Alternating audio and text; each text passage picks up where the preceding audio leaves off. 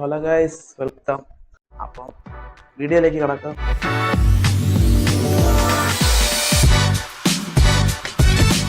Video വേറൊന്നുമല്ല, അത് കീബോർഡാണ്. ഞാനിപ്പം ഇടയ്ക്ക് വയർലെസ് കീബോർഡായിരുന്നു യൂസ് ചെയ്തുകൊണ്ടിരിക്കുന്നത്. വയർലെസ് കീബോർഡ്, മൗസ്, ഇപ്പം അതൊക്കെ മാറ്റി എല്ലാം വയർഡിലോട്ടൊക്കെ മാറ്റി. വയർഡാണ് ഏറ്റവും നല്ലതെന്ന് എനിക്ക് തോന്നി. അപ്പം കീബോർഡിൻ്റെ അൺബോക്സിങ്ങിലേക്ക് കിടക്കാം. ഇതാണ് ഞാൻ ഓർഡർ ചെയ്ത കീബോർഡ്. പഴയ കീബോർഡ് കംപ്ലൈൻ്റ് ആയി. അപ്പം ഇതിൻ്റെ അൺബോക്സിങ് ആണ് നടക്കുന്നത്. അത് കാണിച്ചു തരാം. അയ്യോ, എന്ത് നല്ല കീബോർഡ്! വയർഡാണ് വാങ്ങിച്ചത്, വയർലെസ് ആയിരുന്നു. വയർലെസ്സിൽ ബാറ്ററി പിന്നെ മുതലാവണില്ല. ഞാൻ ബുക്ക് ചെയ്തത് ഇതല്ല, പക്ഷെ വന്നത് വേറെ മോഡൽ. പക്ഷെ കൊള്ളാം. ഇതാണ് ഈ കീബോർഡിൻ്റെ ഓവർവ്യൂ. പിന്നെ ഇതിൻ്റെ താഴെ ഇതുപോലത്തെ കിക്ക് സ്റ്റാൻഡ് ഉണ്ട്, അതുകൊണ്ട് സുഖം.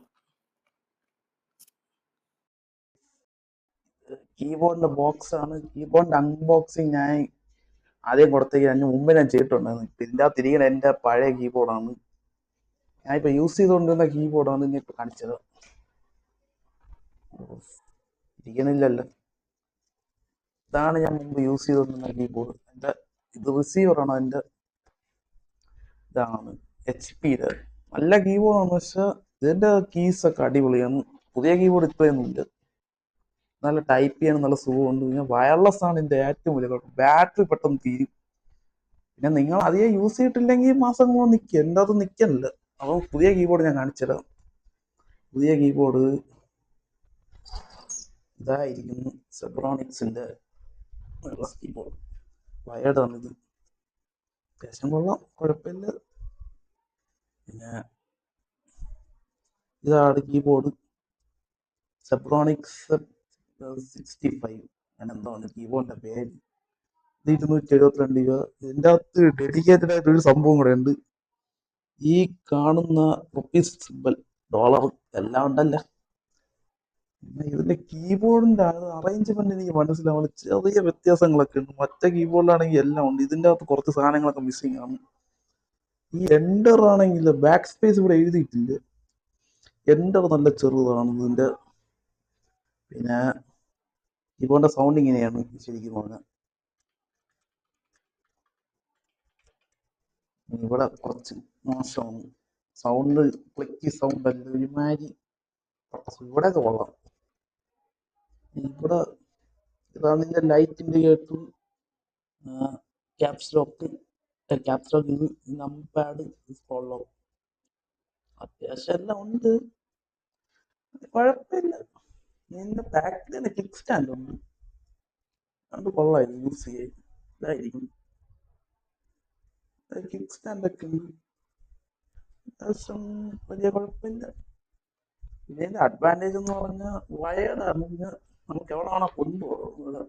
മറ്റത് എവിടെ വേണോ കൊണ്ടുപോകാം.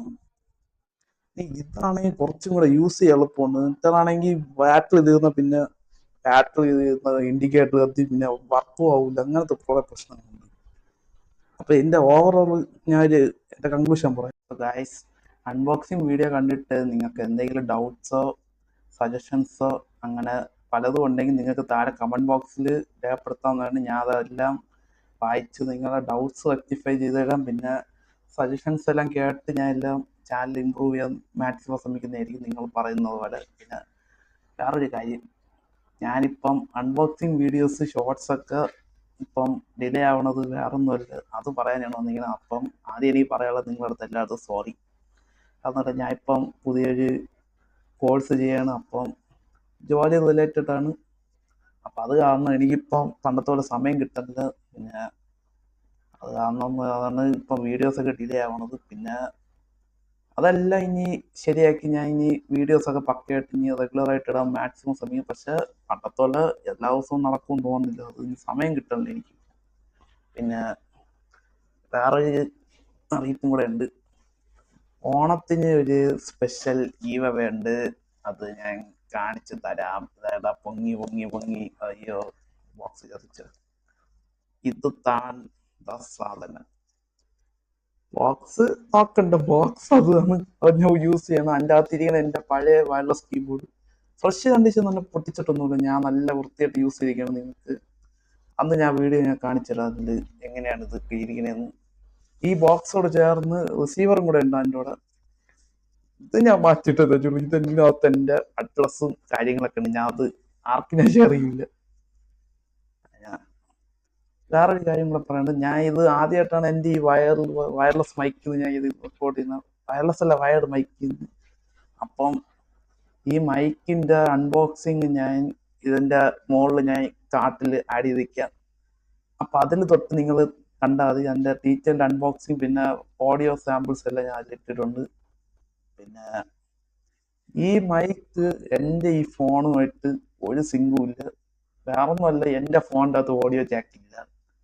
പിന്നെ എന്താണെന്ന് പറഞ്ഞോളൂ, ഈ ഫോൺ വിവോയും ഈ മൗനും ഒരു ബന്ധമില്ല, ഒരു ലിങ്കും ഒരു സിങ്കും കിട്ടുമല്ലോ. എൻ്റെ അമ്മയുടെ ഫോൺ ഉണ്ടായിരുന്നു, എൻ്റെ പഴയ ഒരു ഫോണാണ്, അത്യാവശ്യം നല്ല ഫോണാണ്. പക്ഷെ ഇപ്പം ഞാനത് മാറ്റി. ഇപ്പം T4 എനിക്ക് അച്ഛൻ വാങ്ങിച്ചത്. അപ്പം ഞാൻ ഫോൺ എൻ്റെ അമ്മയ്ക്ക് കൊടുത്തിരിക്കുകയാണ്. ആ ഫോണിൽ ഈ വയർലെസ് മൈക്ക്, ഈ വയർഡ് മൈക്കും കൂടെ നല്ല സിങ്കാണ്, നല്ല ആത്മബന്ധമാണ് അതിൻ്റെ. ഇങ്ങനെ ഒരു ബന്ധമുണ്ടല്ലോ നമ്മൾ, അതേപോലെയാണ് ആ വയർഡ് മൈക്ക് ഇതും ഫോണുമായിട്ട്. അതിലാണ് ശരിക്കും ഈ മൈക്കിന്റെ ക്വാളിറ്റി അറിയാൻ പറ്റുന്നത്. അപ്പം അതിൽ നിന്ന് ഞാൻ എടുത്ത ഒരു വീഡിയോ ആണ് ഓഡിയോ സാമ്പിളായിട്ട് ഞാൻ ഇട്ടിരിക്കുന്നത്. ആ വീഡിയോ ഈ അൺബോക്സിങ് വീഡിയോയിൽ തൊട്ടാൽ മതി, ഇതിൽ തൊട്ട് കണ്ടാൽ മതി. അപ്പം അതിലെല്ലാം ഉണ്ടാവും. അൺഎഡിറ്റഡ് ആണ്, എഡിറ്റ് ചെയ്യാതെ നേരെ എടുത്തു, നേരെ അതിൽ കട്ട് ചെയ്ത് പേസ്റ്റ് ചെയ്ത് തന്നെ. പിന്നെ അതൊന്നും പറയല്ല. പിന്നെ ശരി ഗൈസ്, ബൈ. അടുത്ത വീഡിയോ പറഞ്ഞത് stay safe, stay healthy. By.